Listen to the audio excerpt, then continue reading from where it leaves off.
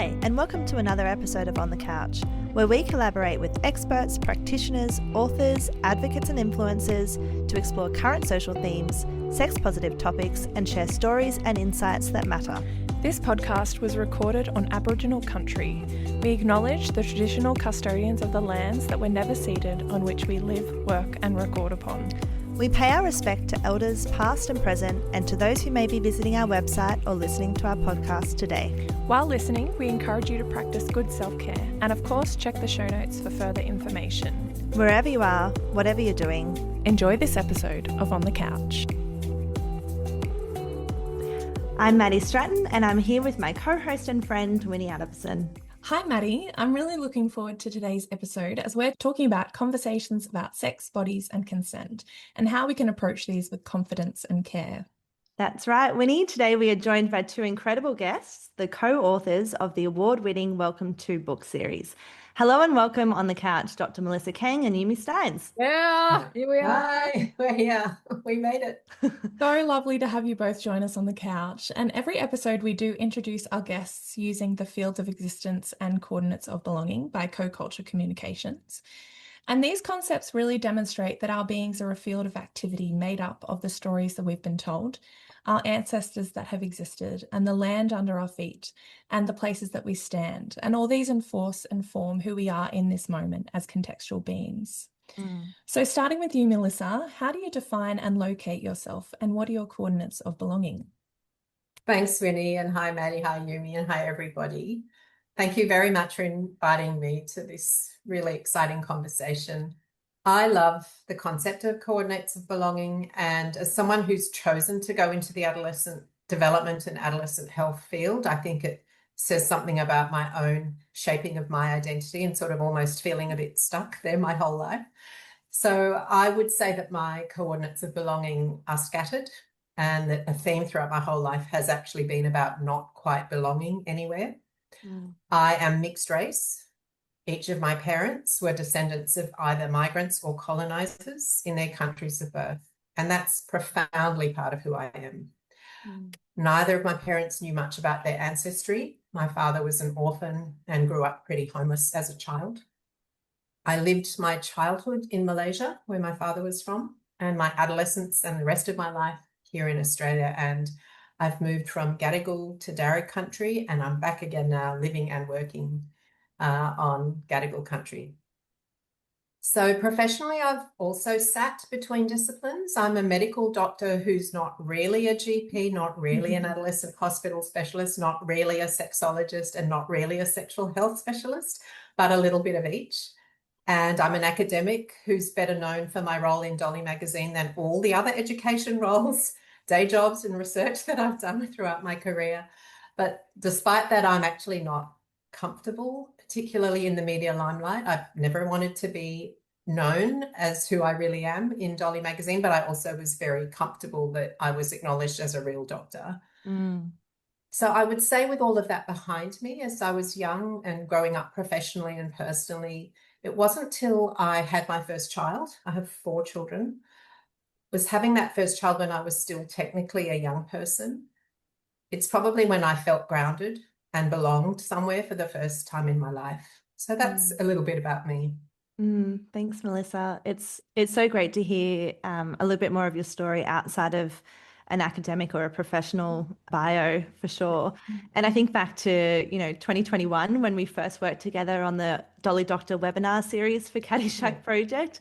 It's probably no surprise that even after all of these years and all of the episodes that we've done on the couch, the How to Make a Woman Orgasm episode is still our top ranking, most popular episode with over 10,000 views, which is a lot for Caddyshack.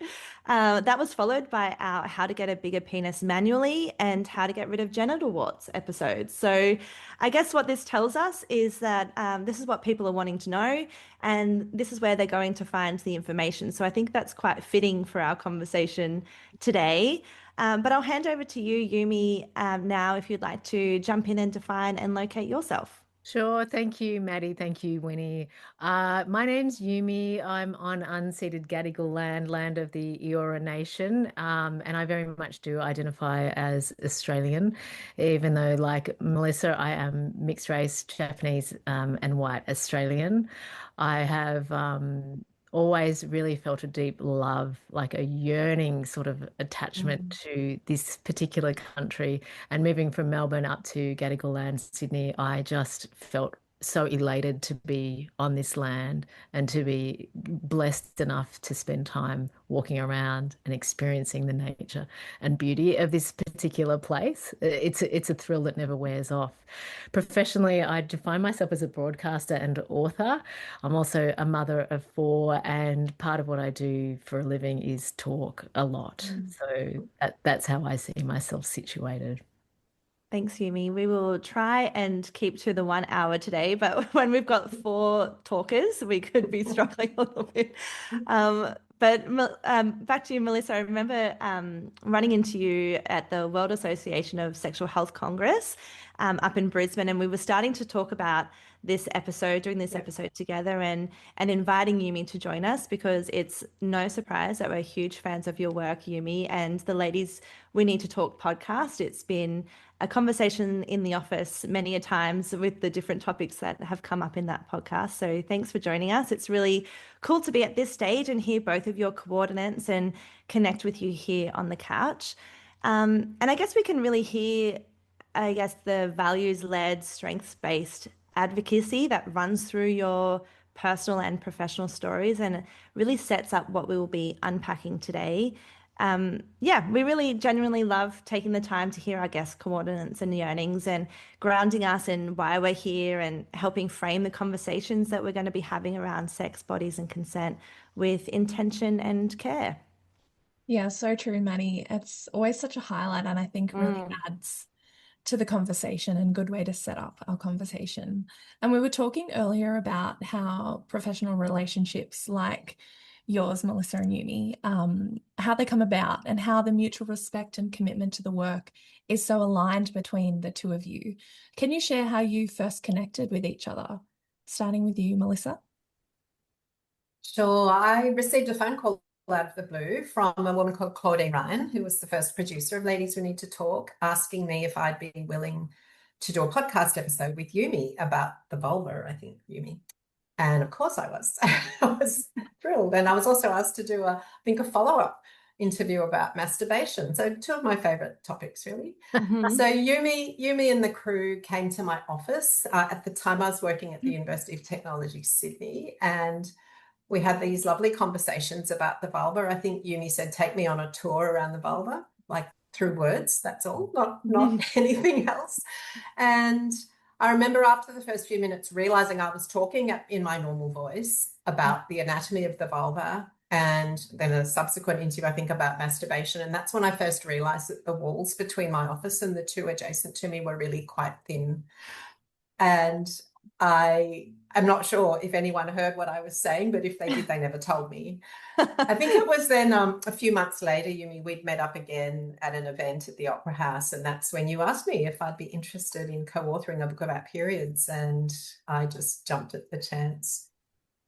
There was a proposal then. There was. So the thing about showing up to Dr. Melissa's office to record one of the very first episodes of Ladies We Need to Talk is we were all acting very cool, but we were all extremely excited to be meeting the original Dolly Doctor. And it sounds like I'm talking it up now, but people in my cohort and my friendship group were like, oh my God, did you meet the actual Dolly Doctor? And I couldn't believe it. And they really wanted to sit with me and like grab me by the shoulders and say, tell me what she was like.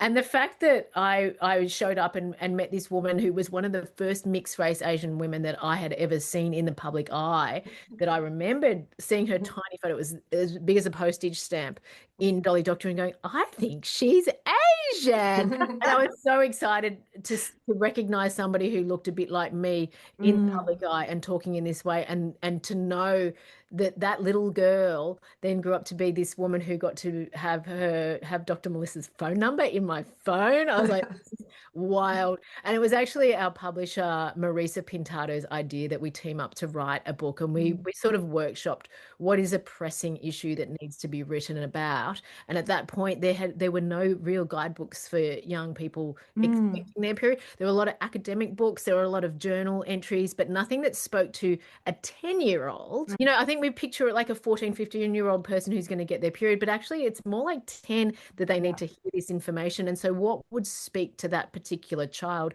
And Melissa and I felt like we had the tools to be able to create something for that readership. Yeah, I feel like I'm looking at you, Winnie, really resonate with how you were fangirling over Melissa Kang, Dr. Melissa Kang, because we were also doing the same over both of you just maybe 5 minutes before we jumped online. So, so I feel, yeah, that is the moment that we're in here as well. We will talk about this day for a long time, I think. That's lovely.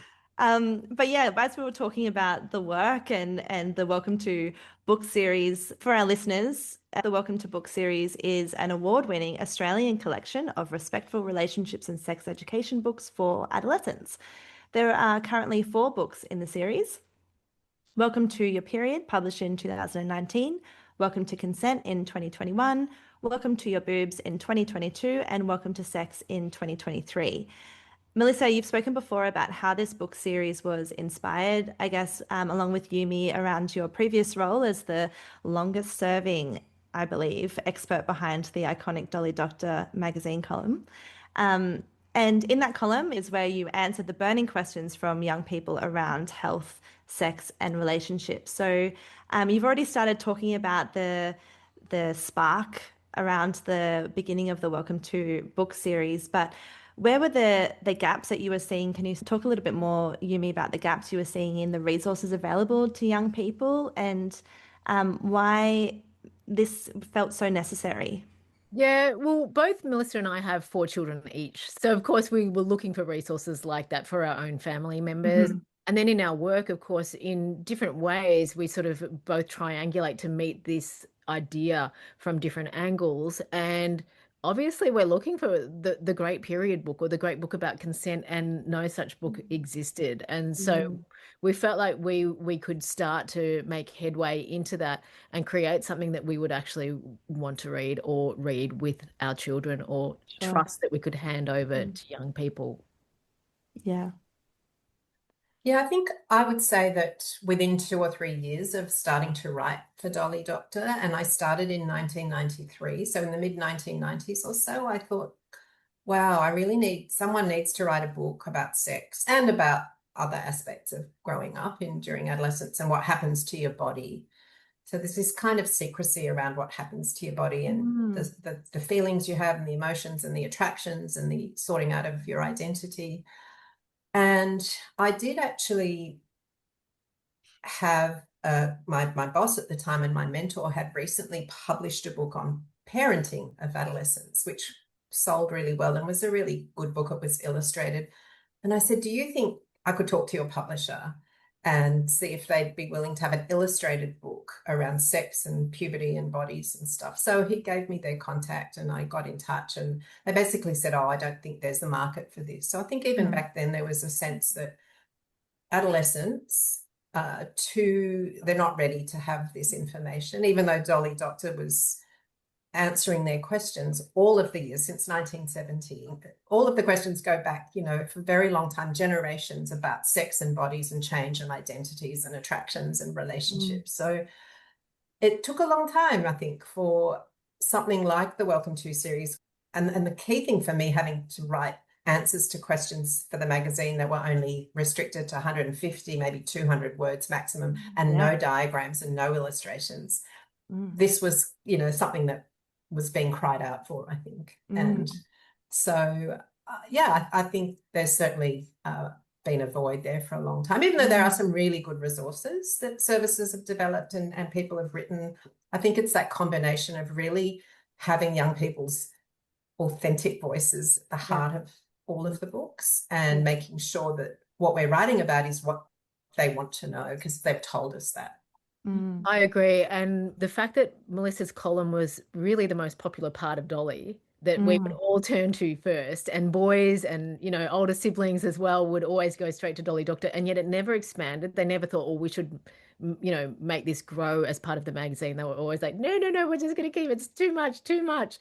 The thing that Melissa always brought, and the other Dolly Doctors that existed in the course of the magazine, was this sort of really unflinching reception of what children's fears and worries were around bodies and sex and relationships. It was never like cringe, oh my God, you can't say that. It was always like very, very level absorption of a question, and then a very level-headed reply, which was so generous and so really unusual for its time.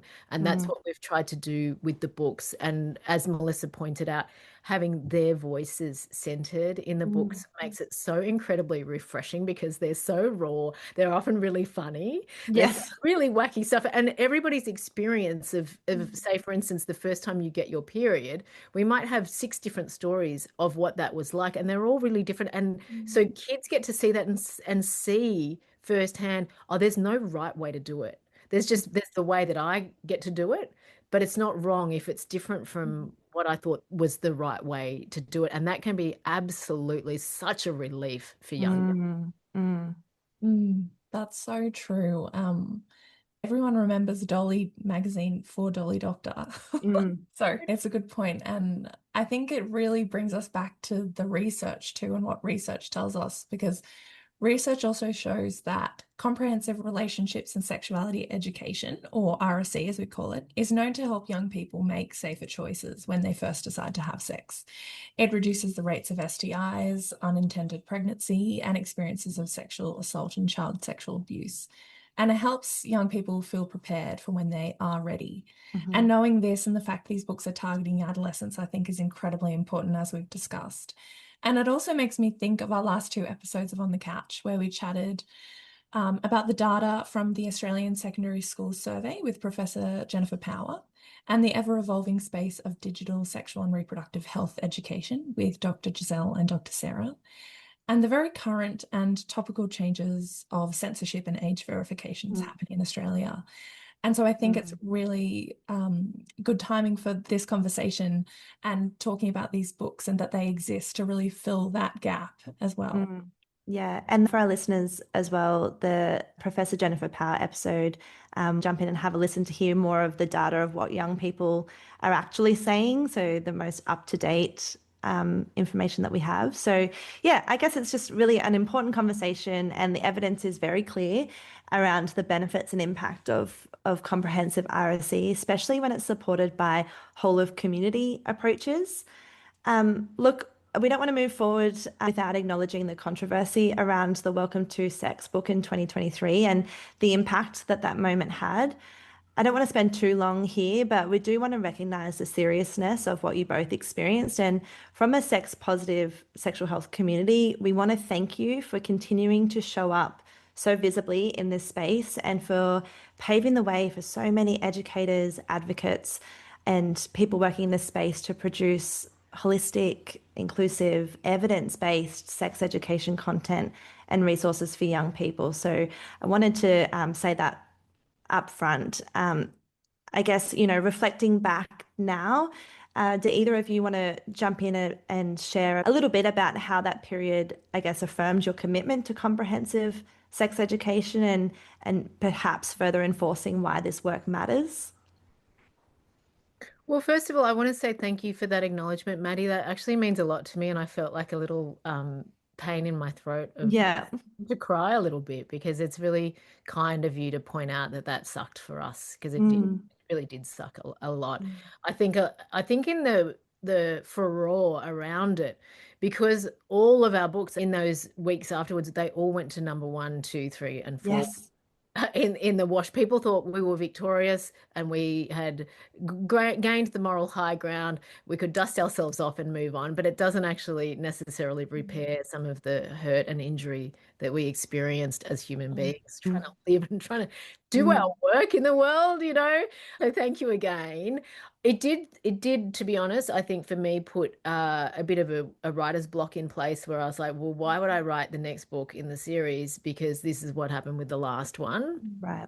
But I think more than anything, it underlined the fact that this is so necessary and that there are forces out there who do want to shut down comprehensive, safe, respectful, informed, and researched sex education, particularly for girls and people assigned female at birth. It's just wild how much people are willing to screw down on our access to information in order to control us, but particularly young people. Once you've reached a certain age, you can't unlearn all this stuff, but there is a point where you can exist in absolute ignorance. As Dr. Melissa and I both experienced, we didn't know much about getting our period prior to it happening to our bodies. And many of the stories that we heard were from people having a similar experience where they're like, what the hell is this? So the more education that we have, the more empowered we are. And the more education you have, the more empowered you are to say, no, I don't want that. Or no, that doesn't suit me. Or no, that doesn't feel nice for me. And you can put your boundaries up and keep yourself safe. And you can also help those around you to understand how they can be kept safe or show them respect about their boundaries. And all of this benefits us. Does not necessarily benefit patriarchy and bad actors. So that really felt reinforced. And in the years since, with Trump being in power, I think we've seen more and more how overt the desire to roll back women's rights actually can be. I think we all thought it was maybe a covert thing, but now it's like, no, we just want you to not be able to access birth control because, you know, it's so wild how many steps backwards culture has taken in those terms. And I think that's emphasized for me how important the books really are. Yeah, yeah. And I guess like, you know, having that empowering, accessible resource, you know, we talk about digital spaces and we love to be ensuring that we've got trustworthy, reliable information in digital spaces, but having a physical book for a young person and not a huge big booklet, A4 booklet, a physical book that we can just sit in our bedroom on our own to read through because I don't want to ask that question to my parents because I'm embarrassed or, you know, I feel like I should already know this information because I'm 13 years old. And no, it's fine. Take your time. Like this book is here for that. So yeah, I want to say again, really appreciate the continued work that you do in this space and I guess knowing the strong evidence at this work and hearing you both reflecting on the Welcome to journey really speaks to how responsive this series has been to real lived experiences of young people. You've mentioned already the writing of the newest addition to the series, Welcome to Friendship, which I believe is being released this year. We got the advance author copies last week, so before the end of the year, it's coming out. Welcome to Friendship. I love that this is the next book for this series because friendship, building it, losing it, and everything in between is something that we talk about a lot at Caddyshack Project. In so many ways, friendship can be just as hard, if not harder, to navigate than romantic relationships. And I guess friendship can be that core part of building a community and creating a sense of belonging in safe and respectful networks. We've been reflecting on this especially with the current social conversations around the importance of having community and the impact on sharing sexual health knowledge, maintaining healthy relationships, and preventing sexual violence. So I'll hand over Melissa and Yumi, if you could talk us through how this book came about, the collaborative development process with young people, and I guess the gaps here around friendship and why this was the next book and what you hope it's going to offer them. Yumi, why don't you go first? Because I feel like, you know, this book really came from your soul and you invited me in to join you. And, you know, I can talk a little bit about the bits that I researched and wrote about there. Yeah, so with all of the books, Winnie and Maddy, there's always this sort of assumed base knowledge. So, for instance, you might know that if you get your period, you should take some pads to school, right? But the thing is, nobody told me to do that. And I actually had to go through a bit of trial and error before that occurred to me that that might be necessary, right? So with every single thing, there's a level of assumed knowledge, but then there's the actual reality, which is maybe there's a chasm that you need to fill, or maybe your mum or your parents were incredibly communicative. And that totally occurs for sex, for consent, for boobs, and of course for friendship. There's some people who are really intuitive about how to make a friend and how to keep a friend, how to be a good friend. And there are others who would really actually benefit from having things spelled out for them. So we often start at that point. Let's just spell everything out as clearly as we can. And with social issues, it can be incredibly subjective. It's not like the science of a period. It's like, well, everybody is different. You might not like to be hugged, or you might feel shy talking on the phone. You might detest group activities and actually like being on your own. So you have to kind of cater and understand that this is a thing for many different types of people, but there are some common things that work across lots and lots of people. So let's talk them through. So just for instance, if you are hoping to make a new friend, having a regular cadence to your interactions is really helpful. So for instance, if you go to a team group thing like Scouts or the gym once per week and you run into that person regularly and you know you'll see them next week, that is actually a really good starting point to start becoming friends with people. You can make a low stakes overture to them and build on that slowly as time goes on. Time is required for things like trust in a friendship. So all that stuff we spell out really clearly. So if you're coming from a position of complete ignorance, you can start to figure some things out.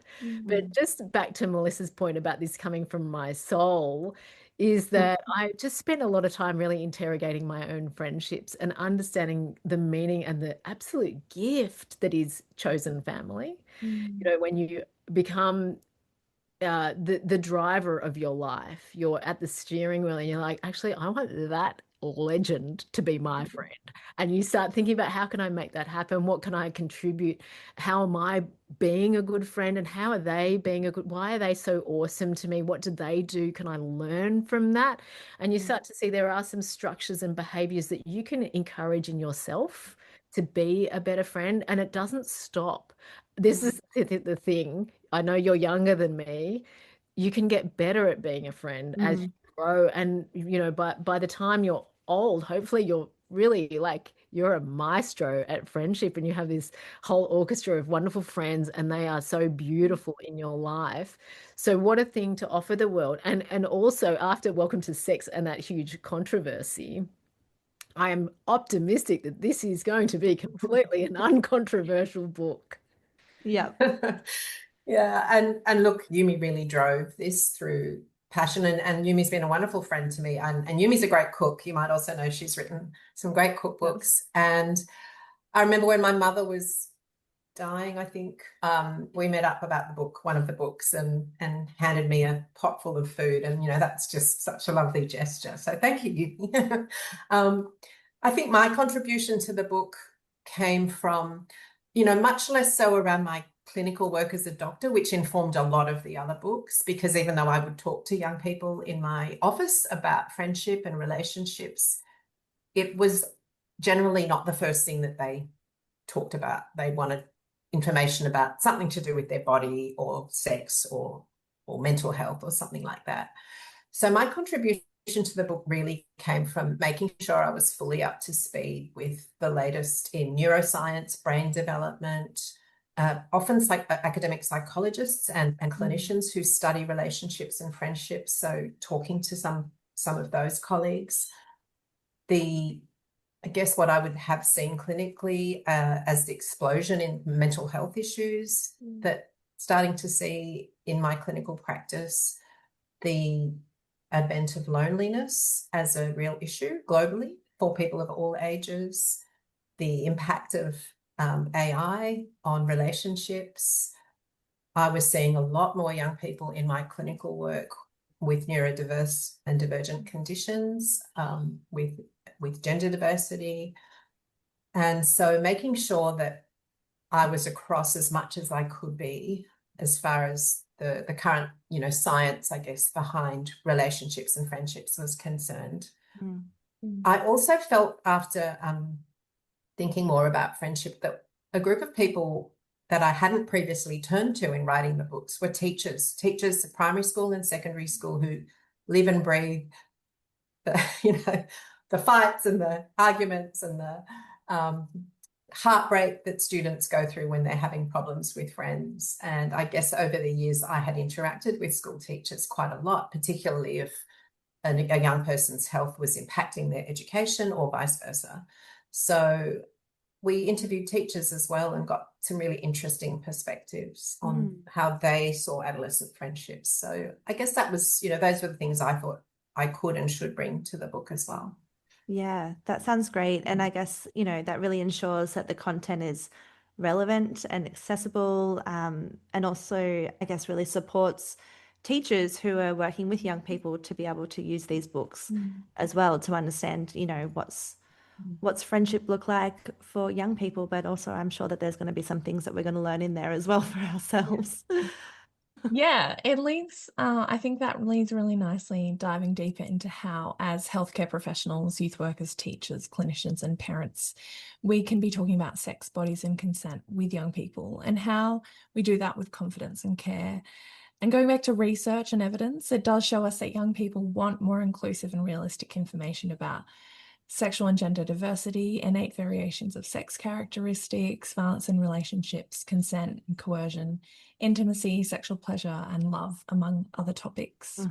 Yeah, and it also makes me think, Winnie, about the episodes that we did on the couch last year. We spoke with Tom and Adie from the Sticky Cues podcast. So if you've not heard of Sticky Cues before, it's a podcast where they answer anonymous sexual health and relationship questions from their real life education sessions with young people. So these questions are coming from young people themselves. And it's really important that we listen to them, and that podcast talks about that. And that podcast, their work is really around giving parents, teachers, and youth workers that language and tools to have those conversations, and building skills to support that whole of community approach. And handing over to you, Melissa and Yumi, similar to using podcasts as a digital resource, how are these books used, and what feedback have you received about the series and the supporting conversations around sex, bodies, and consent with young people? One of the things that I hear a lot from parents, so a lot of people message me directly on Instagram to feedback about how the books have been received by their children, is they love that it's a finite resource. So it's not like the bottomless internet where you can click on boobs and then next minute you're watching something that you really don't want your child to be seeing.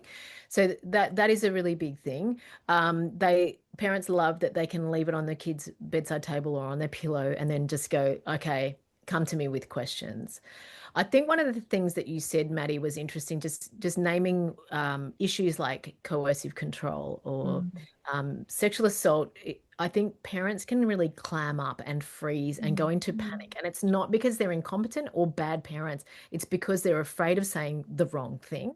And I have to really emphasize that children really want the conversations with the parents, and they're not judgmental. They love their parents generally. So if you're having that reaction of, oh, I just don't want to say the wrong thing, or I don't want to misrepresent a culture, a subculture that I'm not part of, the thing that you can say is, I don't know. That is totally okay to say, I don't actually know, but I would love to continue the conversation with you. So let's get back to it. So that is one thing I'd really like to emphasize. And the other thing is that the books themselves are not meant to be standalone, monolithic texts that are the whole entire thing. You need to keep working in conversations that are age appropriate and that respond to where your child is at and where their friendship peer group is at, and keep that conversation flowing and, use, like you say, podcast resources and other resources. Yeah, and also thinking about, the resources that we promote a lot within New South Wales is places like Play Safe, the International Student Health Hub, Take Blacktion. Also coming to mind is, ACON's Trans Hub, and, Teachers Consent have fantastic resources. And we'll put a whole heap of resources in the show notes for this episode as well, so that we can continue having those conversations and Just learning. talking back to the first time that Dr. Melissa and I met each other, and Melissa was talking us through the vulva as though we were a tiny, tiny spaceship going through like an epic diagram. Magic yellow bus. Yeah. Yeah. I was going to say magic school bus vibes. Yeah. I just remember I actually had like the sensation of being back in that room, and because the podcast Ladies We Need to Talk was only months old, I wasn't so experienced at having these conversations about intimacy and bodies and those bits that have shame around them. And I remember feeling like, oh my God, I'm going to have to push through my sense of awkwardness to continue this conversation and be professional. And what that illustrates for me now is how much you need to just repeat the behavior and practice at it to get better at it. So a lot of parents and educators might be experiencing that, oh my God, I'm going to say the wrong thing, or this is something that my mum would never allow me to talk about in public, but here I am.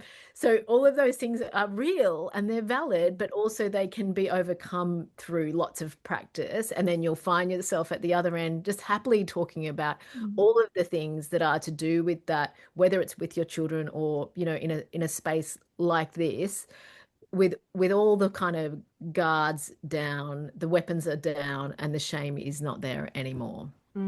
Thank you. I really hear that. And I love the idea of saying, I don't know, because I think there is so much power and opportunity for connection and trust when a person in authority, like a teacher or your parent, says something like that to you. And let's work it out together.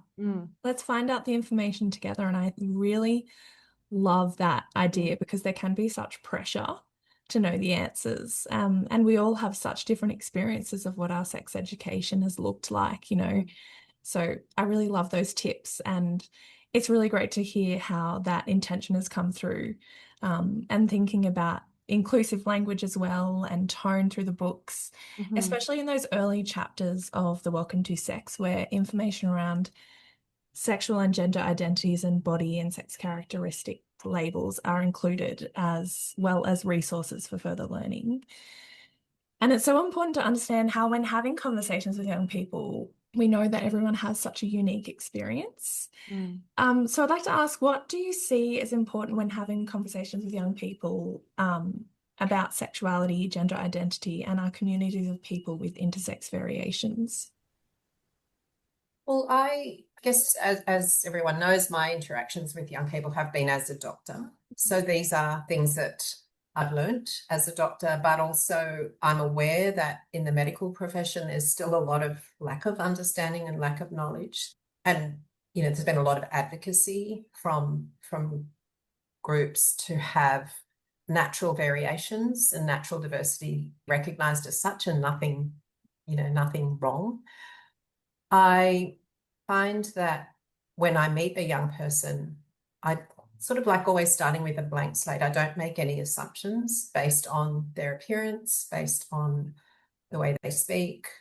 So I think probably I would say that that's always been the best advice I can give anybody else. It's actually a bit like the introduction to this podcast, where we talked about our own identities and where we come from. I think that's always been my approach, and the advice I've given to other health professionals, particularly when I've done quite a lot of training over the years to assist health professionals, be they doctors, nurses, all sorts of health professionals, around how to communicate with young people, there's always this assumption that young people don't want to talk to adults. That has never been my experience. And I think it takes time to convince other adults who are scared, I think, of talking to young people, that it's really one of the loveliest conversations you can have. So that's a bit of a generic response, but I do think that that's the most important starting place, and really just hearing from young people from all sorts of backgrounds, and bodies and abilities and brains, what it's like for them, how they see themselves, what it is that they would like more information about, some help with, support for. That's just the best starting place. Yeah. Thanks for sharing, Melissa. I wanted to continue to talk about the inclusivity in the books, and it's a really important element. And I love the representations in the illustrations. So the normalization of different bodies, of cultures, of skin textures. I love how there's a few pimples on some young people. You know, that's really realistic. And so I think that's really important to have there. And one of the quotes that I absolutely loved was, when we're talking about boundaries and consent, we mean personal, physical boundaries, as well as ethical, emotional, and mental boundaries. And we have talked a lot about consent on the couch. And one thing that continues to come up in the books is normalizing the diverse experiences of having conversations about complex topics. And so in preparation for this episode, one of the questions our colleagues at Multicultural Health was curious to hear about was how we talk about consent with young people from different cultural backgrounds. And the Welcome to Consent book, you have a really great page called Different Cultures and Different Meanings, which sets a safe space to talk about boundaries, bodily autonomy, and self-awareness. Can you share your reflections on writing this section of the book and the cultural considerations that you made? Yumi, did you want to start? Yeah, there's almost infinite number of considerations to be made when you think about culture. If you think about religion, for instance, you might have a very different sense of what's modest or what's not, what sort of sexual activities you might want to engage in prior to marriage, for instance. But then there's other universally agreed upon things like, for instance, hair. So it is such a common experience for a Black woman's hair to be touched against her will.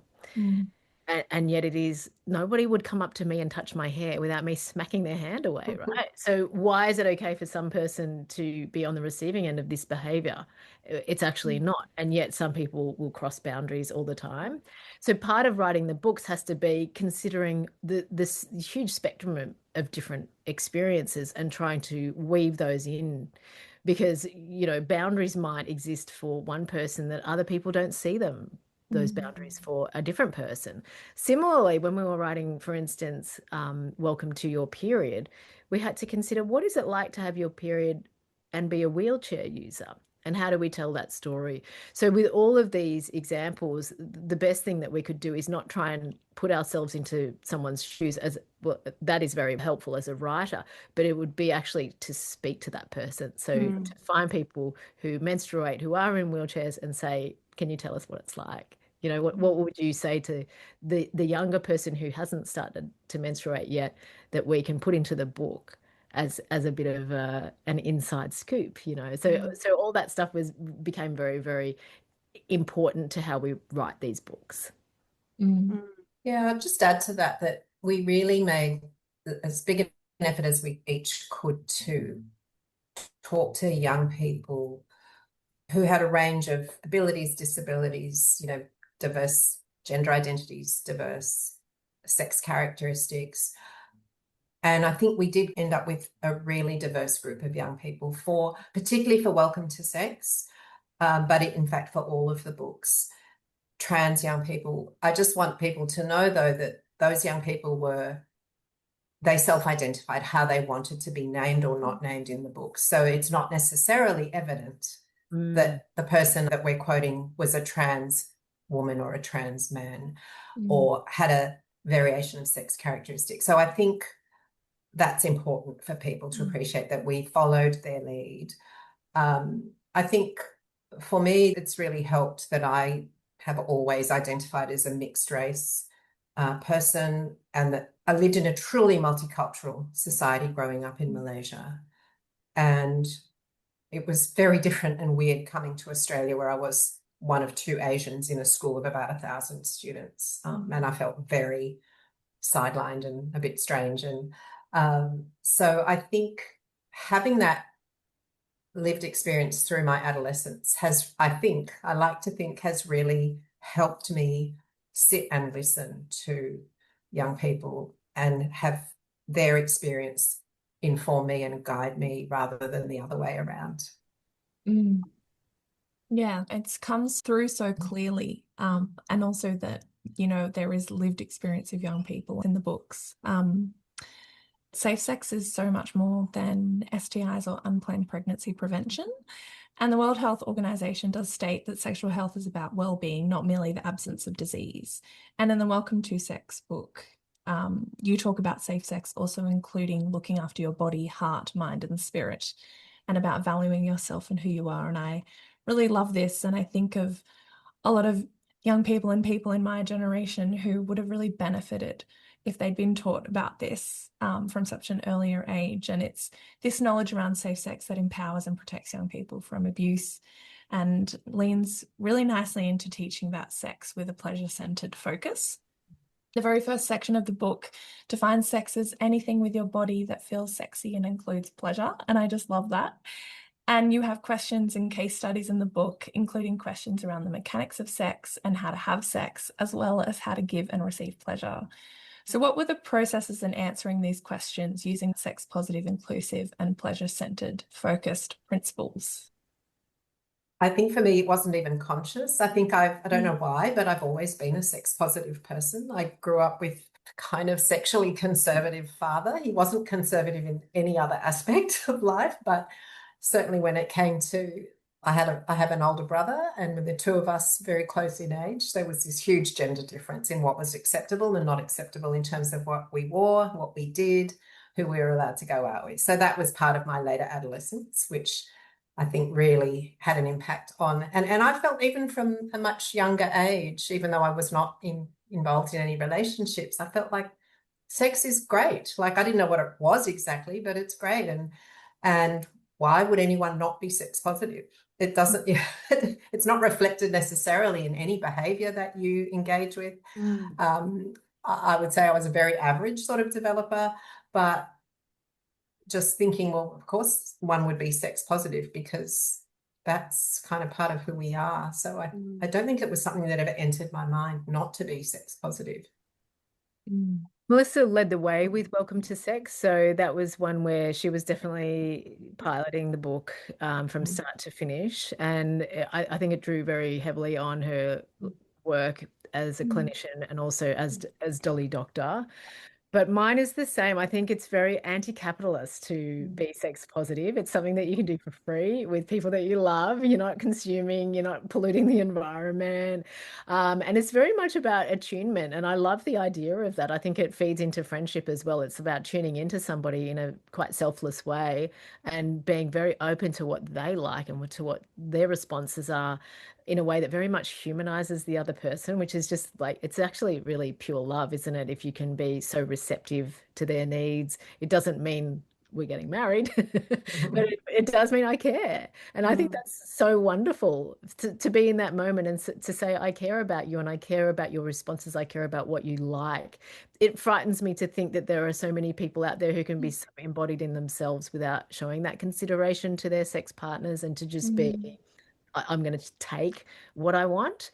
And I really hope that in the way that we communicate these stories and this guidebook, people do kind of land in the intention of how do I, sure, seek out my pleasure and my fun, but also how do I make sure that my partner, their priority and their fun is safely considered at all times as well. And it's so in the heart of consent and it's so in the heart of great partnered sex. Yeah, and really thinking about the language that we're using. We've talked about that throughout this episode, but I'm finding my mind keep going back a step to us as professionals. And I guess, how we're talking about sex bodies and consent to our own peers, what language we're using when we share or interpret young people's experiences. Are we staying curious? Are we staying up to date with the latest resources that young people are engaging with? And I mean, more broadly, like, are we role modeling the sex positive and inclusive values to our young people? We know that from the evidence that adults' attitudes, language, comfort levels directly shape young people's access to accurate information, help seeking, and sense of safety. At the same time, we're bringing our own personal experiences and beliefs and practices to these conversations, as you mentioned earlier. So I think there's a real question here around if we're consciously role modeling the sex positive, inclusive values we hope that young people will experience in the world. Yeah, absolutely. And hearing you say that, Maddie, makes me also think of our first episode on the couch for the year with Mai Nguyen. And she shared a really empowering story about compassion and respect, helped her find common ground with a colleague when talking about transness and cultural identity. And it felt like such a powerful example of what's possible when having conversations and feeling uncomfortable or unfamiliar.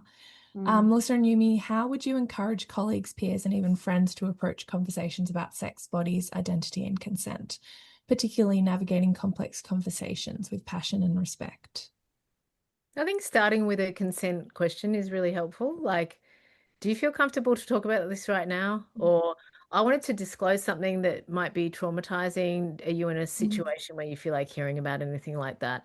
And as it is with consent questions like that, you have to be prepared for them to say, no, I don't want to hear about your freaking story today. And you have to receive that with grace because that is why you ask the question so that they could have the option to say no.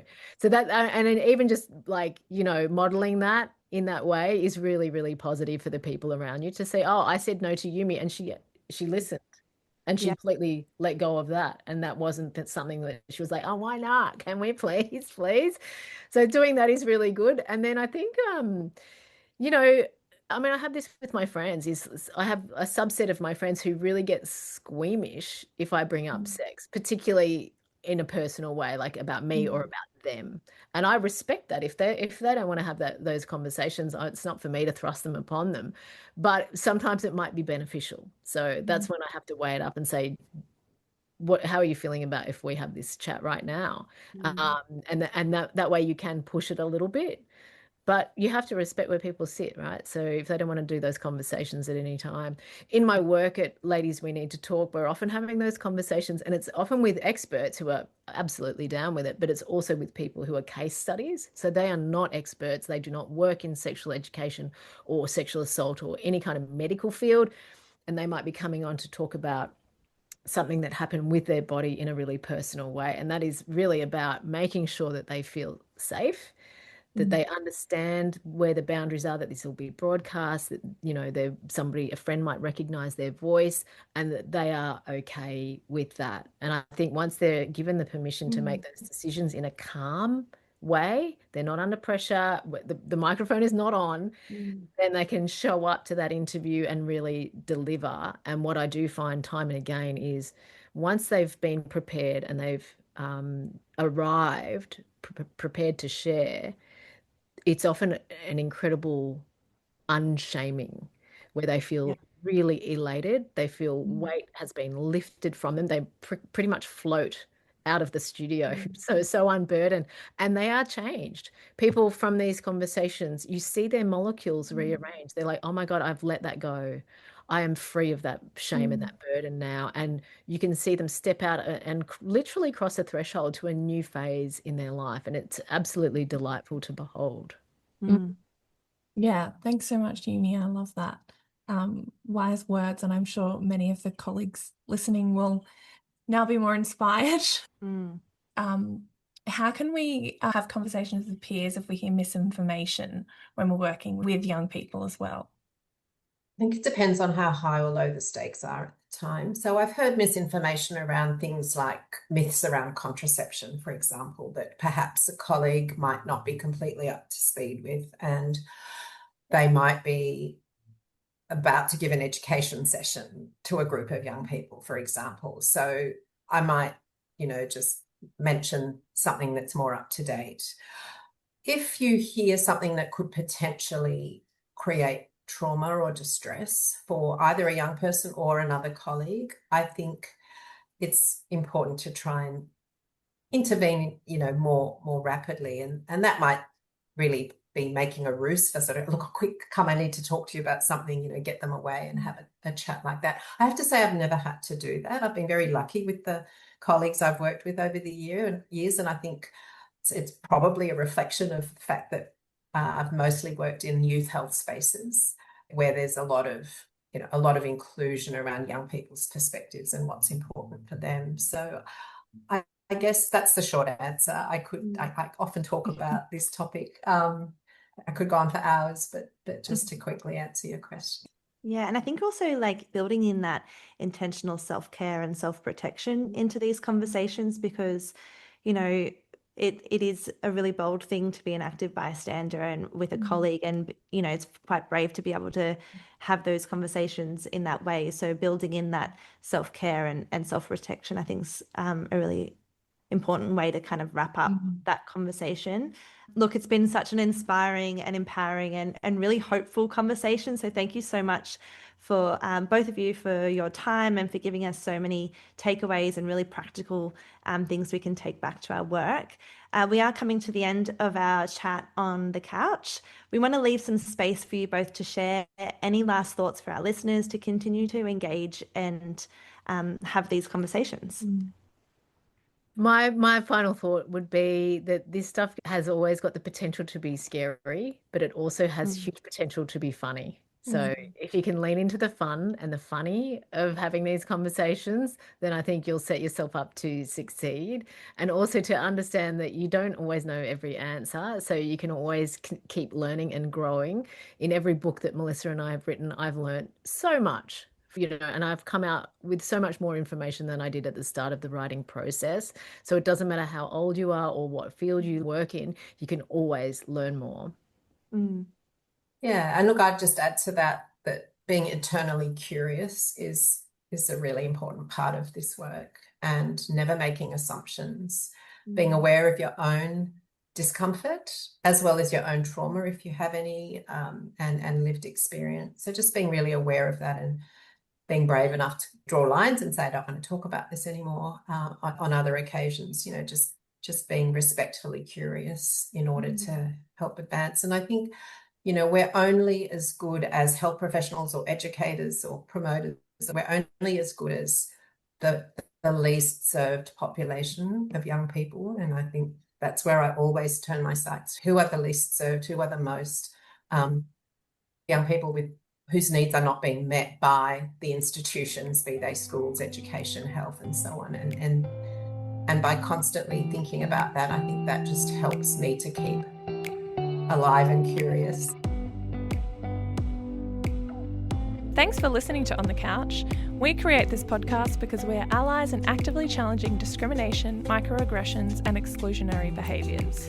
We want to create spaces where people feel safe to share their thoughts, knowing that they will be heard and respected. Such an environment fosters collaboration, innovation, and contributes to a more inclusive society. Follow us on your favourite podcast platform. That way you will receive every new episode when it's released. You can also help us grow the podcast by giving us a rating and leaving us a review. Connect with us on Instagram, Facebook, and LinkedIn, and share On the Couch with your friends, colleagues, and family. On the Couch is made by the team at Caddyshack Project. Until next time, peace, love, and protection.